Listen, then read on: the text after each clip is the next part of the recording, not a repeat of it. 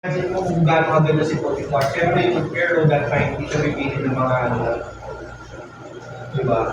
Pipili siya ng magandang babae. And that time, nakita niya. Kung nasaan si Potiphar, nilalayuan ni Joseph the Dream. Kung nasa siya, nasa room 1, nandun siya sa sala. Pag si asawa ni Potiphar ay nasa second floor, kumbaga hindi niya talaga sinasabayan. Kaya na-corner siya. Kaya naman yung mga damit dati, di ba? Yung mga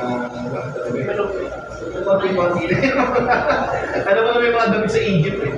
Kaya na-corner siya ni ano. Siguro dahil sobrang gwapo ni Joseph the Dream. Talagang hindi na kinaya ni Potiphar na hindi na walang makakalam, walang CCTV dito.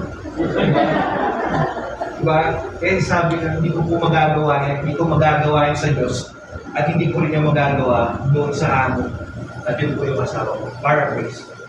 At syempre, nagigil si Potiphar. Inabdot niya yung tube. May tube ko na yung lalaki na.